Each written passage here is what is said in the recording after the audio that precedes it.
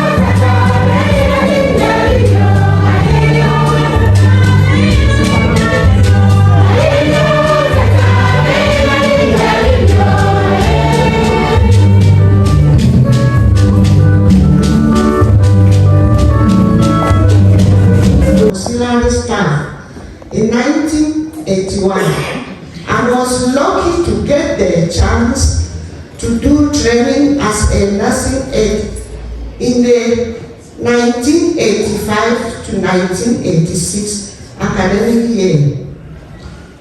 Upon graduation, I was sent to the surgical ward 1, where I served for a very long time. I again went back to school in 1998 to do the 2 years training as a clinical nurse. I successfully completed this course in the year 2000. I have served in this hospital for 40 years.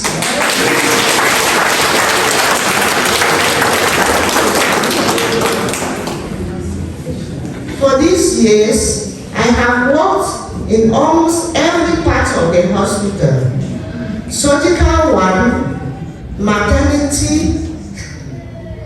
theater, surgical 2, general ward, pharmacy, means medical ward, gynecological ward, and female ward, from where I to end service to this hospital.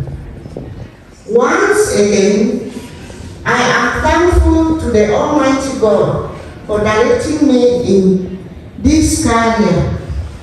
I have always done my work with love and devotion and felt good when patients recovered. A special thanks go to the teacher sister of St. Francis, who take care of all staff without minding our background. May the Almighty God bless them. So, Madame Relindis has demonstrated unique character traits. She has always been available, neat, punctual. She is dedicated and devoted to her work. She is gentle and kind. She hates to hurt someone, and she follows up her things to the minute details. For this, we say thank you, Ma. A day like this is a special one, not only for the person going on retirement, but also for all those still in active service like us.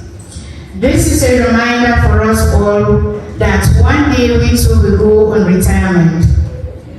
Retirement is a period in one's life when one reaches a certain prescribed age and is authorized to stop the paid job that he or she has been doing throughout his or her active life. It is time to take a rest, a time to explore other venture, a time to sit back and take stock of your achievements as a worker and strategize for the future. It is a time for constructive freedom and enjoyment. Thus, retirement is only meaningful to those who worked for it. By dedicating self to work, Madame Relindis put into practice the institution's mission statement, which is to see and serve Christ in all by spending time to care. Your priority was the patient's well-being. Healthcare delivery is not just a ministry of what you say or do, but most importantly, how you make people feel. We trust you have been up to the task. Today, we cannot take for granted the supportive elements of your family and friends. Thanks to all who encouraged you to stay focused on your job till you are retiring today.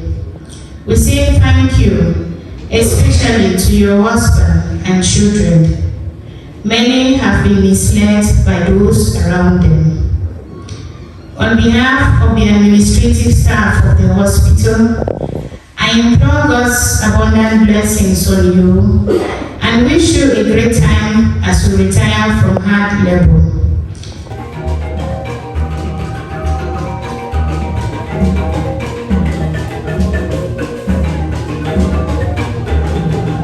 The people in this time are looking for a God who makes the impossible possible, because people are almost living in impossible times. If you look at people are tired because of the crisis that's there. Everybody's wondering, when is it going to end? People's lives are almost becoming impossible. Things are becoming so hard for people, and almost living life is almost becoming unbearable. It is almost becoming impossible even to live like a Christian.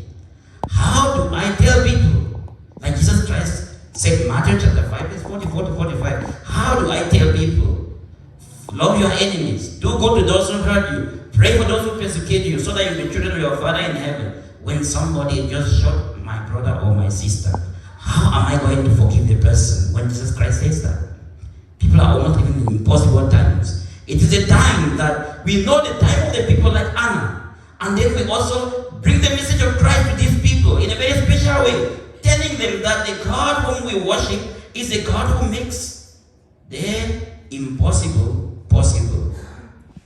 In Exodus chapter 14, when the people of Israel were almost crushed by the Egyptians, they would have been all wiped out, annihilated.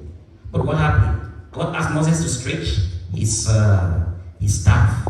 And when he did that, the water divided into two. And the people passed through it dry shod. They passed through dry ground. And there were walls of water on both sides.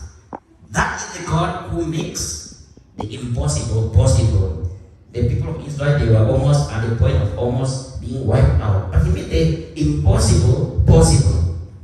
In the book of Numbers, especially chapter 20, verse 8, we read when the people did not have water in the desert, no drop of water. What happened? God asked Moses to strike a rock. And when he struck the rock, what happens? They had water. The God who makes the impossible possible. And when the people did not have food in the desert, what did he do? He provided them with manna in the desert. But what even baffles me about the God who makes the impossible possible was his great prophecy through the prophet Isaiah, who said, a wolf shall be feeding with a young lamb. The wolf is supposed to be eating lambs, but you see two of them feeding together. But even more startling is the fact that this God prophesied that there's coming a time that a lion will be eating grass like an ox. You find a lion eating grass, that's not easy. It's a God who makes the impossible possible. Through his promises and everything, he makes the impossible possible. He was prophesying a time of peace, whereby there will be a lot of peace, much peace among the people. And it is this same God who made the blind to see, the lame to walk, and the deaf to hear. It is this same God who multiplied a few loaves of bread and a few fish for so many people to eat, about 5,000, not counting women and children. I know some people are wondering why they're not counting women and children. He multiplied the bread for people to eat. The God who makes the impossible possible. It is this same God who tells us to love our enemies, do good to those who hurt us, and pray for those who persecute us, as a condition for us to be the children of our Father in heaven. He's asking us to do the impossible. Speaking in human terms, how can we do the impossible? It is only when we encounter Christ. How can we reach the impossible? It is only when we encounter Christ. To tell you the truth, on my own, if somebody were to shoot my brother or my sister, I would never forgive the person. On my own. And there's no human being who will be able to do that. Because you might say that I've forgiven you. Maybe the person is far. Or if the person was standing before you, that anger is going to start boiling. And you'll be thinking, what can I do with the person? That's a human tendency. But when we encounter the God who makes the impossible possible, everything changes.